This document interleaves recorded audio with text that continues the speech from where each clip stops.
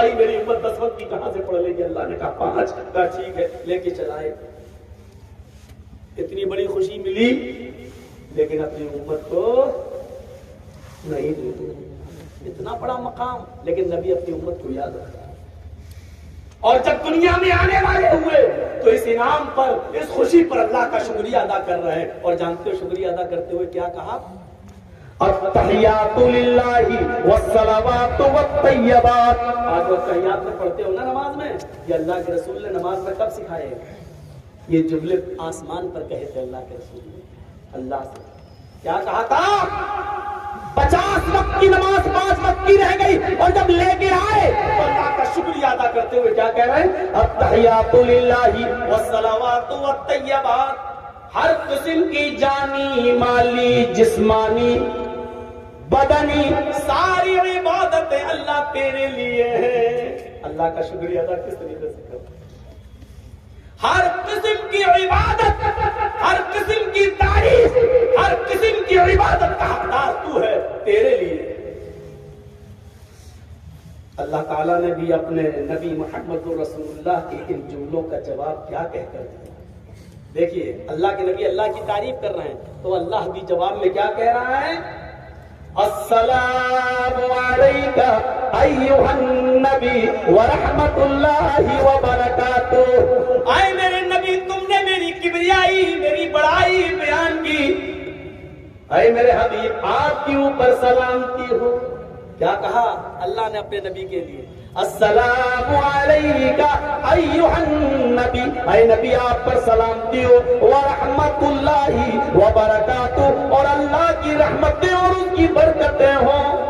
कितनी बड़ी खुशी है, अल्लाह नबी से कह रहा है सलामती हो आप पर, अल्लाह की रहमतें और बरकतें हो आप पर। अल्लाह के नबी की जबान से क्या निकला? नहीं, आए अल्लाह सिर्फ मेरे ऊपर नहीं, अस्सलामु अलैका तूने कहा, अल्लाह सिर्फ मेरे ऊपर नहीं, अस्सलामु अलैना व अला इबादिल्लाहि सालिहीन। आए अल्लाह, ये सलामती तेरी हम पर भी हो और तेरे नेक बंदों पर भी, मेरी उम्मत पर भी हो। व अला इबादिल्लाहि सालिहीन। इतनी बड़ी खुशी के मौके पर भी वो नबी अपनी उम्मत को नहीं भूल रहा है। और क्या कह रहा है वो नबी? आए अल्लाह नहीं, तेरी सलामती सिर्फ मेरे ऊपर नहीं, बल्कि मेरे उम्मतियों पर भी होनी चाहिए, तेरे अपने बंदों पर भी होना चाहिए, तेरे नेक बंदों पर भी होनी चाहिए। अस्सलामु अलैना, हमारे ऊपर भी हो, वो अला इबादिल्लाहि सालिहीन, और मेरे साले और नेक बंदों पर भी सलामती हो। इतनी बड़ी खुशी के मौके पर भी वो नबी अपनों को नहीं भूला। हम शादियों में भूल जाते हैं। कितने बाराती आए? 300, 250, 200। और ये चोर पहले से पहुंचे हुए खाने के लिए, डकैत, भूखे नंगे, ठूसने पहुंचे, खाने नहीं, पहले से पहुंचे हुए हैं ये भूखी बकरियों की तरह। और पूछो क्यों आए हो, तो तंबाकू में खा के कहेंगे दावत मिली है लड़की वाले की तरफ से, बुलाया गया, लड़की वाली ने दावत दी है। शर्म नहीं है? न तो शरीयत से साबित है लड़की वाले के घर खाना, और ना ही अकल इस बात की इजाजत देती है कि तुम लड़की वाले के यहाँ खाओ। अल्लाह के रसूल ने अपनी बेटी ज़ैनब का निकाह कराया, किसी को नहीं। रुकैया के निकाह में किसी को नहीं बुलाया और खिलाया। उम्मे कुलसूम के निकाह में नहीं खिलाया, फातिमा के निकाह में भी नहीं खिलाया।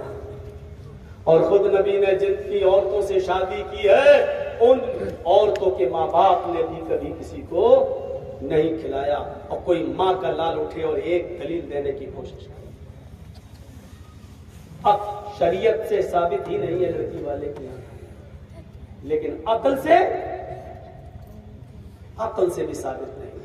जरा बताइए कि लड़की वाला खाना खिलाए, अकल में आती है? उस लड़की के बाप और मां के दिमाग में एक उलझन है। जिन्होंने अपनी बेटी को 18, 20, 22 साल तक पाला, पोसा, जिगर के टुकड़े को को विदा कर रहे हैं, रुखसत कर रहे हैं, यकीनन उनके लिए खुशी की बात नहीं है। वो तो शरीयत का एक हुक्म नाफिज कर रहे हैं, बस शरीयत के हुक्म की पाबंदी कर रहे हैं। वरना मेरे भाइयों आप बताओ ये कहाँ की अक्लमंदी है कि वो बाप को खुशी होगी जिन्होंने 20 साल तक अपनी बेटी को पाला हो। आज वो बेचारा अपनी बेटी को अपने बोझ कांधे पर सर रखकर, उनकी बेटी रो रही है, उसके रोते हुए आंसुओं को देखकर बाप भी रो देता है, माँ भी और भाई भी। जरा गौर करो कि जहाँ बाप के आंसू टपक रहे हैं, जहाँ माँ के आंसू टपक रहे हैं, जहाँ भाई नंदीदा निगाहों से अपनी बहन को रुखसत कर रहा है, और ये बकरियां और भेड़िए बनकर उस लड़की के बाप के ऊपर बोझ बनकर उसके यहाँ लुकमा खा रहे हैं, खाना खा रहे हैं। तेरा जमीर इतना मर गया है कि तू लड़की वालों के यहाँ ठूसने पहुंच गया। अकल भी इस बात को गवारा नहीं करती है कि जो बेचारा अपनी बेटी को अपने मखमूम दिल से रुखसत कर रहा है, और उस वक्त में वो खिला इसलिए रहा है कि अगर इन 200 बारातियों को अच्छा खाना नहीं मिला तो अल्लाह की कसम मेरी बेटी जिंदगी भर ताने खुलती रही। और इतना ही नहीं, उस बाप के दिल में एक और ख्याल है, उस बेटी की माँ के दिल में एक और ख्याल है, मेरी बेटी आज जिस घर में जा रही है, मेरी बेटी आज जिस घर में जा रही है, पता नहीं उस घर में अपने आप को एडजस्ट कर पाएगी या नहीं। सुन रहे हैं? पता नहीं उस माहौल में रह पाएगी या नहीं रह पाएगी। अरे मेरी बेटी जब घर में कोई गलती करती थी तो उसकी माँ अपनी बेटी की गलती को माफ कर दिया करती थी, उसको नजरअंदाज कर दिया करती थी। पता नहीं मेरी बेटी ससुराल में जा रही है, अगर कोई गलती करेगी तो उसकी सास उस गलती को नजरअंदाज करेगी या नहीं करेगी।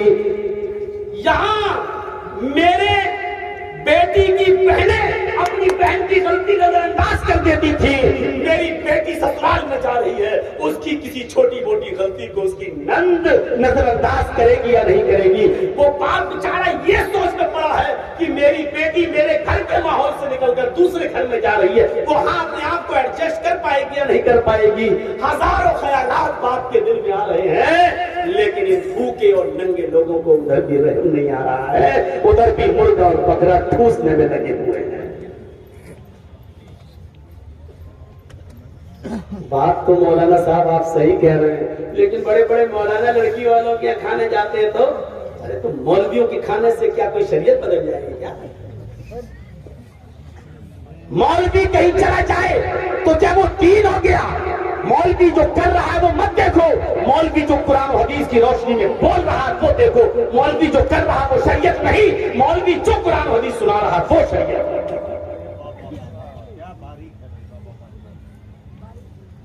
मेरे प्यारे साथियों, नजरअंदाज बाप कह रहा है कि मेरी बेटी की गलती मेरी बीवी नजरअंदाज कर दिया करती थी, लेकिन पता नहीं जिस घर में जा रही है उसकी सास नजरअंदाज करेगी या नहीं,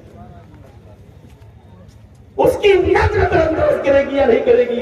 मेरी बेटी अपने आप को उस माहौल में एडजस्ट कर पाएगी या नहीं। और खुद लड़की के दिल में तमाम ख्यालात आ रहे हैं कि नए माहौल में जा रही हो क्या पता, और ऐसे टेंशन भरे माहौल में तुम जाकर मार खाते हो। इसीलिए अल्लाह के रसूल ने लड़की वालों को खिलाने की जिम्मेदारी से दूर रखा।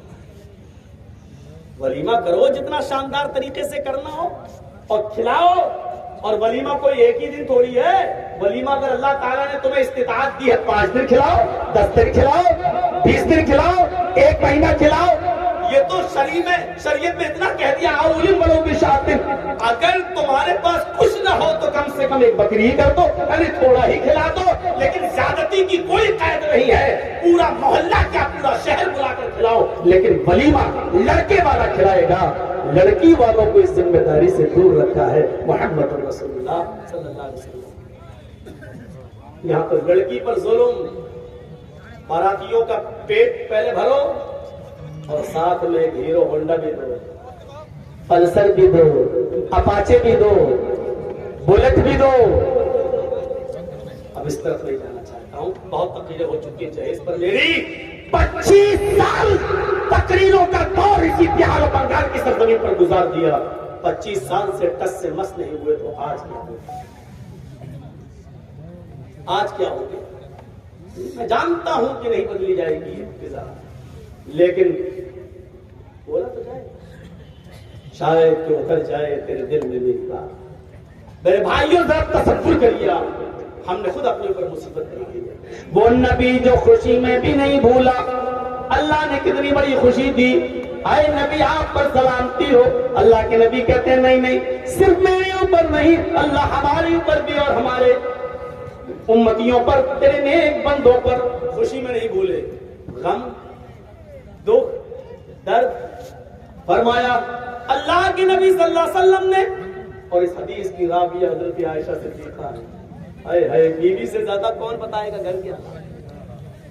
कह रही है कि अल्लाह के नबी सल्लल्लाहु अलैहि वसल्लम के पास एक फरिश्ता आया और कहने लगा, ऐ मोहम्मद सल्लल्लाहु अलैहि वसल्लम, अल्लाह ने हुक्म दिया है और कहा है कि अपने मेरे नबी से कह दो, दुनिया में एक दुआ तुम्हारी ऐसी है जो जरूर सुनूंगा, मांगो क्या मांगते हो, एक चीज हर हाल में कबूल करूंगा, तुम्हारी एक दुआ। अल्लाह ने ये दुआ सबको दी है, जितने नबी दुनिया में आए, अल्लाह ने कहा एक दुआ हम तुम्हारी जरूर सुनेंगे। सारी सुने ना सुने, लेकिन एक जरूर सुनेंगे। बोलो, सारे नबियों ने जल्दी की, दुनिया ही ने मांग लिया, मुझे ये दे, मुझे ये दे, अल्लाह ने दे दिया। वो एक दुआ सुन ली, अल्लाह ने दे दिया। नबी के पास फरिश्ता आया, आप क्या मांगते हैं? अल्लाह के नबी कहते हैं तबाअतु दावती, मैंने अपनी दुआ को छिपा लिया। सुन रहे हैं, मैंने अपनी दुआ को छिपा लिया। हजरत आयशा कहती है, मैंने कहा अल्लाह के रसूल, 2-2 महीने घर में चूल्हा नहीं जलता, आज अल्लाह ताला से सोना मांग लो, चांदी मांग लो, आज अल्लाह ताला से रिज़्क़ के अंबार मांग लो, कम से कम दुनिया की जिंदगी तो ऐशो आराम से गुजर जाएगी। फरमाया नहीं आयशा, मैं तो चाहता हूँ दुनिया में जब तक जिंदा रहूं मिस्कीन बनकर रहूं, जब मैं इस दुनिया से उठूं तो हालत मिस्कीनी में उठूं, और जब कयामत के दिन मुझे उठाया जाए तो मेरा हश्र मिस्कीनों में किया जाए। मैं नहीं चाहता हूँ कि मेरे पास दौलत के अंबार। मैंने वो दुआ छिपा ली, मैं नहीं मांगूंगा। अल्लाह के नबी सल्लल्लाहु अलैहि वसल्लम ने फिर उसका जिक्र मिंबर के ऊपर खड़े होकर किया। क्या है मेरे उम्मत के लोगों, सहाबियों, अल्लाह ताला ने मुझे एक इख्तियारी दुआ दी और कहा कि इख्तियार है, मांगो, मैं दूंगा तुम्हें, लेकिन मैं आज नहीं मांगूंगा। मैंने उस दुआ को छिपा लिया। एक दिन हजरत आयशा ने आखिरी अय्याम में कहा था, अल्लाह के नबी एक दुआ आपने छिपाई है। आपने कहा हाँ, कहा कि उस दुआ को आप कब मांगेंगे? फरमाया यौमल क़यामा, अल्लाह ताला के सामने क़यामत के दिन मांगेंगे। कहा कि क्या मांगेंगे? दुनिया में इख्तियार दे हालना। कहा आयशा तुम नहीं जानती हो कि मेरा रब कितना मेहरबान है। उसने कहा एक दुआ का इख्तियार है, उसने ये देखा दुनिया ही में, उसने कहा एक दुआ तुम कभी भी मांगो, हम तुम्हारी सुनेंगे। हम दुनिया ही में मांग कब रहे, हम तो आखिरत में मांगेंगे। फरमाया अल्लाह के नबी, पता नहीं कब कौन इस दुनिया से चला जाए, कम से कम मुझे तो बता दो कि वो दुआ क्या है जो कयामत के दिन आप मांगेंगे अल्लाह से। फरमाया आयशा, जब मेरी उम्मत परेशान होगी, नफ्सा नफ्सी का आलम होगा, जहन्नम के दरवाजे पे खड़ी होगी, सारे अंबिया सिफारिश से मना कर देंगे, मेरी उम्मत के लोगों के लिए जहन्नम में भेजने का फरमाना जारी हो जाएगा। उस वक्त मैं सजदे में गिर जाऊंगा, कहूंगा अल्लाह अल्लाह, एक दुआ मेरी बाकी है जिसका इख्तियार है मुझे। तूने कहा था मांगो, मैंने नहीं मांगी।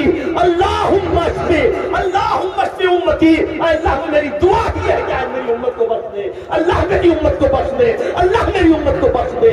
मेरे भाइयों, ये नबी का वो हाल है जो दुख और गम में भी अपनी उम्मत को भूल नहीं रहा है।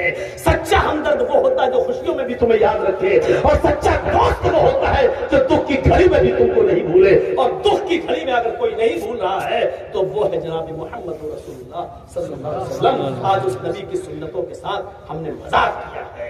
आज शादियों में मजाक, नमाजों में मजाक, रोजों में मजाक।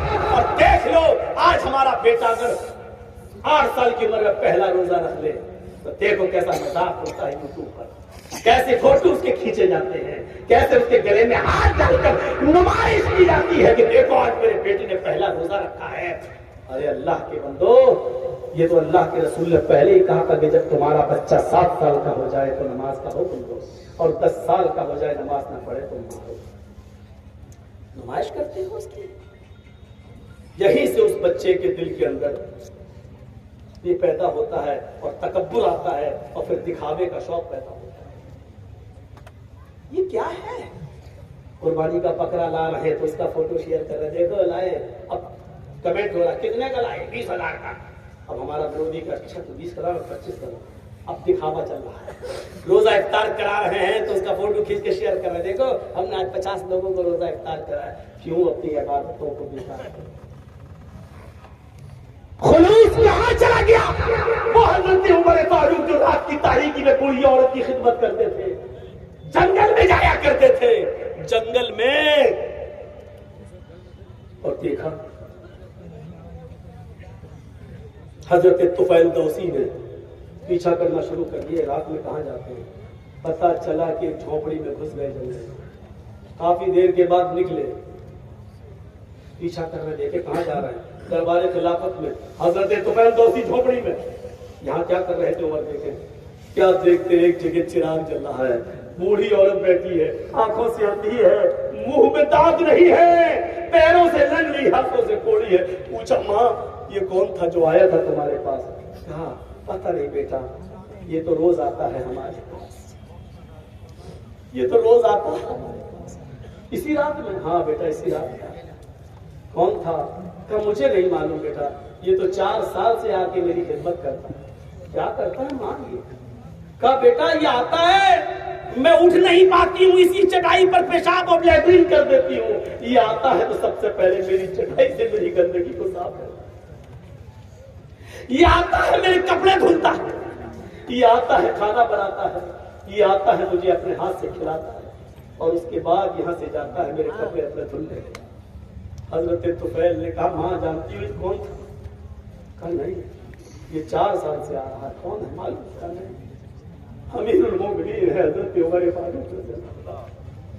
बुढ़िया चीख पड़ी, बेटा क्या कह रहे हो? हजरत तुफैल जा रहे हजरत उमर फारूक के दरबार खिलाफत में, क्या देखते हैं कि वो तहज्जुद की नमाज पढ़ के फारिग होकर अपने दोनों हाथों को उठाकर दुआ मांग रहे हैं, रब्बना सिर्फ अन्नाज़ाब जहन्नम इन्नाज़ाबहा काना गरामा। अल्लाह हमसे जहन्नम का अज़ाब हटा ले, जहन्नम का अज़ाब बर्दाश्त करने की ताकत हमारे अंदर नहीं है, वो बहुत सख्त है। हजरत तुफैल ने पीछे से कहा, अमीरुल मोमिनीन, रात में बूढ़ी औरत का पेशाब पैखाना साफ करने वाला, बूढ़ी औरत के कपड़े धुलने वाला, बूढ़ी औरत को अपने हाथ से खिलाने पिलाने वाला, बूढ़ी औरत के पैर दबाने वाला, बूढ़ी औरत को खिदमत करने वाला, अगर ये शख्स जहन्नम में चला गया तो फिर जन्नत में कौन जाएगा? जन्नत में जाने की तवक्को किसने रखी जाए? पीछे मुड़ते देखते हैं कि तुफैल दौसी को पता चल गया, नजर आसमान पे गई और कहा अल्लाह मैं ये नेकी तेरे लिए कर रहा था, तुझे खुश करने के लिए कर रहा था, आज मेरी नेकी जाहिर हो गई। अल्लाह इसमें मेरा कोई कसूर नहीं, तुफैल ने चुपके से मुझे ये नेकी करते हुए देख लिया। अय अल्लाह मेरे इस अमल को रिया और नमूद में मत लिख देना, ईमानदारी के साथ बताइए। हजरत उमर अफसोस कर रहे हैं, आज मेरी ये नेकी आज तुफैल को पता चल गई, अल्लाह मैंने जानबूझकर नहीं दिखाई। अय व्हाट्सएप पर इफ्तार के नेमतों को शेयर करने वालों, कुर्बानी के बकरों की पोस्ट डालने वालों, गोश्त बांटते हुए गरीबों में उसकी पोस्ट शेयर करने वालों, जरा तसव्वुर करो कि हमारी इबादतों का हाल क्या है। हर चीज में नुमाइश, हर चीज में दिखावा, हर चीज के अंदर दिखावा। हम क्या करेंगे? नेकियां, किसी को कुछ देते भी हो तो उसका भी फोटो डाल देते हो। लॉकडाउन के अंदर अगर किसी घर पे अनाज और गल्ला पहुंचाने गए हो तो उसका भी फोटो लेकर तुम्हें डालना है। वो बेचारा नहीं चाहता कि हमारी शक्ल दूसरों के सामने आए, लेकिन बेगैरतों ने उसको मदद तो की, लेकिन उसको नंगा कर दिया कि उसके घर में खाने पीने के लिए कुछ नहीं। तुम समझते हो ये नेकी का काम है? नेकी का काम तो वो था कि हजरत उमर फारूक रात की तारीकी में जा रहे हैं और एक बूढ़ा मजूसी, मुसलमान भी नहीं था, एक बूढ़ा आदमी वहीं बैठा रो रहा है। बूढ़ा नहीं, एक आदमी था, वो बाहर बैठ के रो रहा है। हजरत उमर उसके पास बैठ गए। क्या हुआ? उसने देख के कहा, जा यार तू और मेरा दिमाग खराब करने आ गया। अरे जा यार मैं परेशान हूं, तो और परेशान करने आ गया। कैसे रहते थे कि पता नहीं चलता था कि अमीरुल मोमिनीन है। क्या हुलिया होता हो, यहाँ तो सूट बूट से पहचान लिए जाते हैं कि ये कौन है। उसने कहा जाओ यार अरे बताओ ना क्या परेशानी है, हम तुम्हारी कुछ मदद कर सकते हैं। अरे तुम क्या मेरी मदद करोगे, जाओ ना यार यहाँ से। हजरत उमर वहीं बैठ गए, ठीक है कुछ बताओ, शायद हम तुम्हारी कुछ हेल्प कर सकें, और नहीं कर सके तो मुझे अपना भाई समझकर अपना दुख हल्का कर लो। एक दूसरे को परेशानियां बताने से कुछ बोझ हल्का हो जाता है। उसने सोचा हाँ यार बात तो सही है। कहने लगा सुनो यार, अब सुनो, और जिसको जाना हो बिला तकल्लुफ अभी उठ के चला जाए। जाओ, जिसको अगर पेशाब लग रहा है तो उठ के चला जाए, और फिर यहाँ ना आना। जाओ ना, आप देख क्या रहे हो हमको, हमें देखने से तुम्हारा निकाह और टूट जाएगा। जाओ यहाँ से, जिसको भी जाना हो भी चला जाओ यहाँ से। बस बुजुर्ग को बूढ़े लोग ना उठे।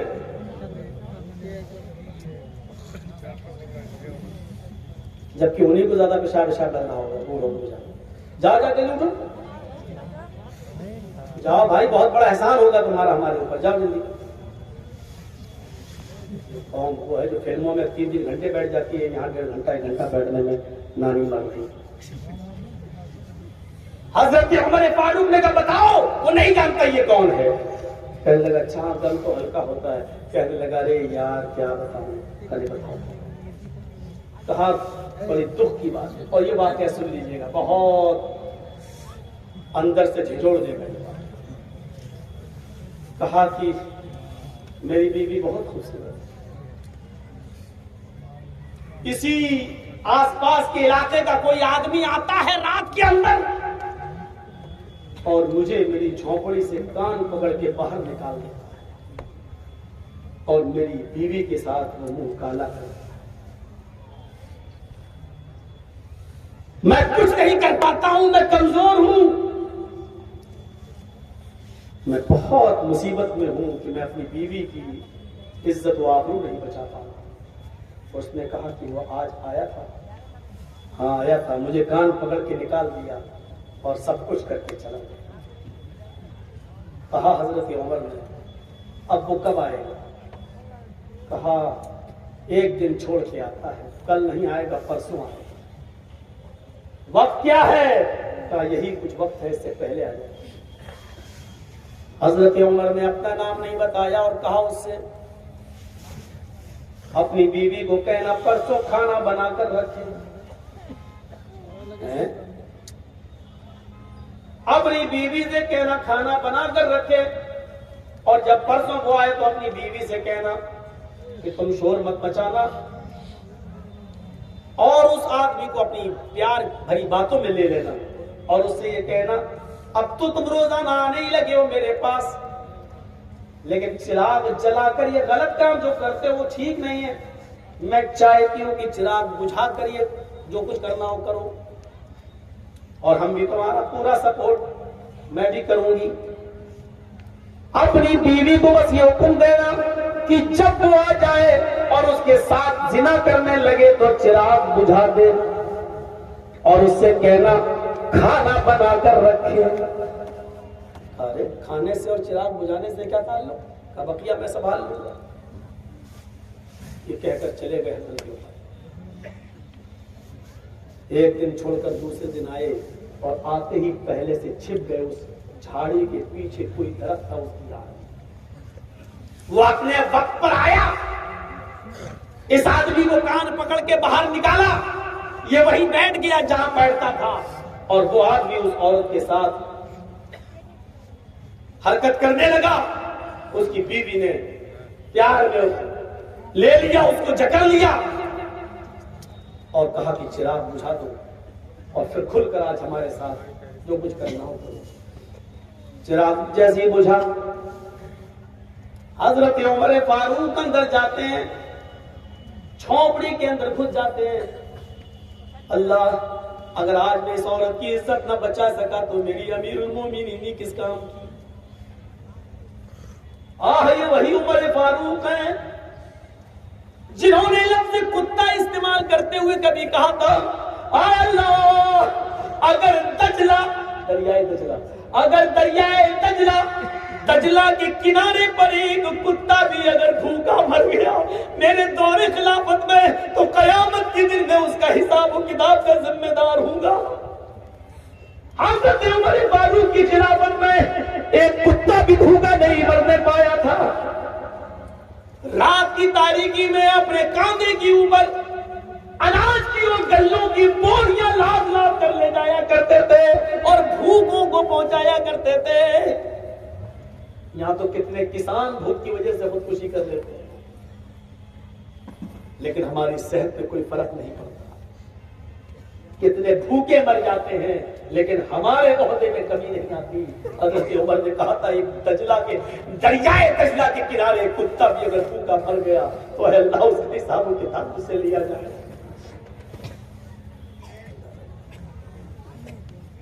हज़रत उमर घुस गए। उसने समझा कि ये उसका शौहर चला है। कहा, रे इतनी जल्दी क्यों आ गए हो? आओ यहां से, अभी तो कुछ मैंने शुरू ही नहीं किया और तुम आ गए यहां से, आओ यहां से। हजरत उमर फारूक यही आवाज उसके मुंह से निकलवाना चाहते थे, क्योंकि अंधेरे में दिख नहीं रहा था कि औरत कौन है मर्द कौन है। जैसे ही उसने ये जुमला कहा, हजरत उमर फारूक उसके ऊपर झपटे, उसके बाल पकड़ लिए। अब बाल लंबे थे, फिर कंफ्यूज हो गए कि ये कहीं औरत के तो हाथ नहीं है। उसको मोड़ने लगे। वो कहता है, कौन क्या कर रहा? समझ गए कि वही आदमी है, समझ गए कि यही आदमी है। अपनी तलवार ली और एक तलवार उसकी गर्दन पे मारी। गर्दन उमर के हाथ में, बॉडी नीचे सड़कने लगा। हजरत उमर ने कहा, बहन जल्दी से चिराग जलाओ। जैसे ही चिराग जलाया गया, गर्दन देखी, बॉडी देखी, कहा अल्हम्दुलिल्लाहि रब्बिल आलमीन। मेरी बहन जल्दी से खाना लगाओ। हजरत उमर उसी बॉडी के करीब बैठकर खाना खा रहे हैं, पेट भर के खाना खा रहे हैं। डेड बॉडी के पास बैठ के खाना खाना बहुत जल्दी किसी की हिम्मत नहीं। हजरत उमर फारूक ने कहा, जब घर से निकलने लगे तो घर का मालिक कहता है, वही आदमी, ए भैया कहाँ जा रहे हो? कहा, क्यों? कहीं आदमी मरा यहाँ पड़ा है, अगर उमर की पुलिस को पता चल गया तो कहेगी कि हम ही ने मारा है, इसके जुर्म में हमको कत्ल किया जाएगा। बॉडी मेरे घर में, ये तुमने कौन सी मुसीबत खड़ी कर दी मेरे पास? हजरत उमर फारूक ने कहा, डरने की जरूरत नहीं, मैं ही अमीरुल मोमिनीन हूं, मैं ही खादिम हूं और मैंने ही इसको मारा है। तुम्हें इस बॉडी को हाथ लगाने की जरूरत नहीं है। मेरे ही आदमी आएंगे, इस डेड बॉडी को उठाकर ले जाएंगे और इसके घर वालों के हवाले कर देंगे। उसने कहा, आप अमीरुल मोमिनीन हैं? सॉरी, परसों के लिए माफ कर दीजिए मुझे, मैंने आपको कहा जा आ गया है, मैं तो ऐसी परेशान हूं, परेशान करने आ गया। कोई बात नहीं। कहा, अमीरुल मोमिनीन, 2-3 सवाल के क्या जवाब दे देंगे? हाँ बोलो, क्या है? अमीरुल मोमिनीन, आपने ये क्यों कहा था खाना पका कर रखना, खाने से इसका क्या ताल्लुक था? दूसरी बात यह कि जब आपने उसको कत्ल कर दिया और उसकी गर्दन देखी तो आपने अल्हम्दुलिल्लाह रब्बिल आलमीन क्यों पढ़ा? अल्हम्दुलिल्लाह की जगह इन्ना लिल्लाह, किसी की मौत पर तो इन्ना लिल्लाह पढ़ा जाता, लेकिन आपने अल्हम्दुलिल्लाह पढ़ा। और आपने ये क्यों कहा कि जब तुम जिना के लिए वो तैयार हो जाए तो चिराग बुझा देना, जबकि चिराग बुझ गया था अंधेरे में तो मेरी बीवी भी मारी जा सकती थी। हजरत उमर फारूक ने कहा, मेरे भाई, तुम्हारे इन तीनों सवालों का जवाब मैं देता हूं।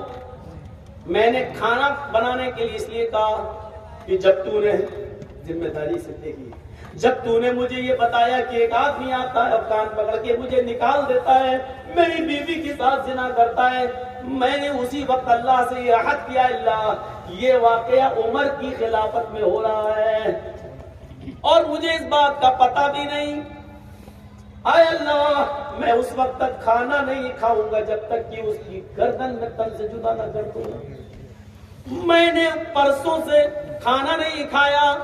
अरे मेरे भाई, मैं कल भी दिन भर भूखा था, आज भी दिन भर भूखा हूं, इसलिए मैंने कहा था कि खाना बनाकर रखना, क्योंकि उस आदमी की गर्दन को तन से जुदा करने के बाद ही मैं पेट भर के खाना खाऊंगा। और जब आज मैंने उसकी गर्दन को उड़ा दिया तभी मैंने पेट भर के खाना खाया, वरना मैंने कसम खा ली थी जब तक उसको मार नहीं दूंगा खाना नहीं खाऊंगा। अच्छा, आपने 2 दिन से भूखे? हम मजूसी, हम यहूदी के लिए? हो तो मेरी ही हुकूमत में, हो तो मेरी खिलाफत में। कहा अच्छा ये बताओ कि चिराग क्यों बुझाया था? कहा चिराग इसलिए बुझाने का हुक्म दिया था कि जब से तूने ये मुझे बताया तो मुझे ये खतरा हो गया कि इतनी जुर्रत मेरी हुकूमत में, मेरी खिलाफत में कौन कर रहा है। ऐसा तो नहीं कि वो मेरा करीबी हो, क्योंकि हर कस नाकस तो कर नहीं सकता, कोई तो कर नहीं सकता, कोई मेरा बहुत करीबी भी तो हो सकता है। इसीलिए तो इतनी बड़ी जुर्रत कर रहा है, इसीलिए तो इतनी बड़ी हिम्मत कर रहा है। तो मेरे दिल में ये आया कहीं ये गलत काम करने वाला मेरा बेटा तो नहीं है। इसलिए मैंने कहा चिराग बुझा देना। हो सकता था चिराग जल रहा होता और मैं अंदर दाखिल होता और देखता कि तेरी बीवी के साथ यह हरकत करने वाला मेरा रिश्तेदार है, मेरा भाई है, मेरा बेटा है। तो हो सकता है कि रिश्तेदार की मोहब्बत मेरे दिल में आ जाती और फिर मैं उसे कत्ल नहीं करता, कुछ ले दे के मामले को सुलझाने की और सुलझाने की कोशिश करता। गांव के चौधरियों सुन लो, गांव के मुखियों सुन लो, अगर प्रधान हो ना, प्रमुख हो तो सुन लो। होता नहीं एक लड़का लड़की दोनों भाग गए, पकड़े गए। अब गांव का सरदार, गांव का मुखिया पंचायत जोड़ता है और लड़के वाले पे जुर्माना लगाता है, तुम्हारा लड़का फला लड़की को लेके भागा है ना, 5 लाख जुर्माना। तो क्यों साहब, लड़के वाला क्यों दे साहब? उसने लड़की की जिंदगी बर्बाद कर दी। अगर मैं ये कहूं कि लड़की ने जिंदगी बर्बाद कर दी तो वो उसके घर तो नहीं गया था, फोन पे बात हुई होगी, दोनों निकले होंगे, दोनों अपनी मर्जी से भागे होंगे। फिर लड़की को जुर्माना दिलवाना और लड़के से दिलवाना जुर्माना दारत, ये कहां का इंसाफ है और कहां का न्याय है? और कहां कौन सी शरीयत ने कहा है कि तुम लड़के से 5 लाख रुपए लेके लड़की को दिलवाओ? लेकिन गांव के मुखिया क्या कहते हैं? लड़की की इज्जत देखा, भागी वो अपनी मर्जी से थी।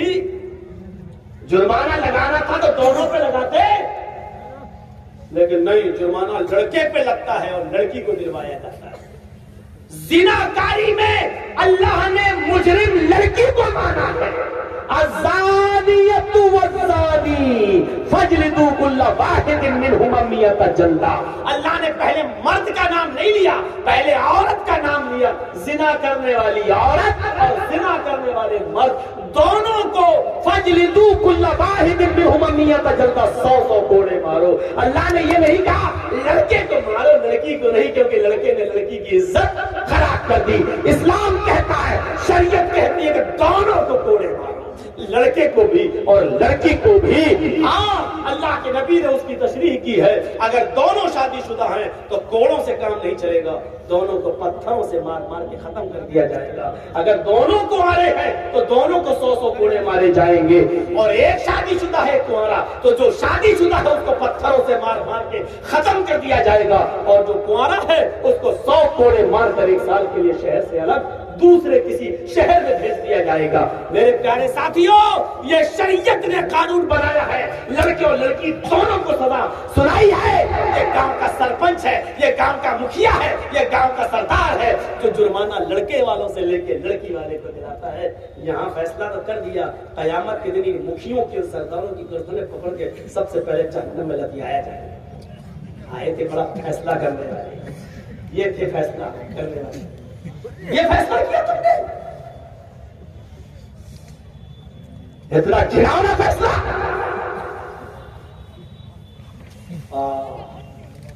मेरे भाइयों सुनो, हजरत उमर ने कहा जब चिराग जला तो मैंने उसकी शक्ल देखी, तो मैंने देखा न वो मेरा रिश्तेदार है, न भाई है, न बेटा है, वो तो एक मजूसी है, आग का पुजारी है। मैंने देखा कि मेरा कोई रिश्तेदार नहीं है, इसलिए मैंने अल्लाह की हम्द सना बयान की, अल्हम्दुलिल्लाहि रब्बिल आलमीन। तमाम तारीफ उस अल्लाह के लिए है जिसने मेरे हाथ से एक मजूसी को कत्ल करवाया। इस जुर्म में कोई मेरा बेटा या मेरा भाई शामिल नहीं।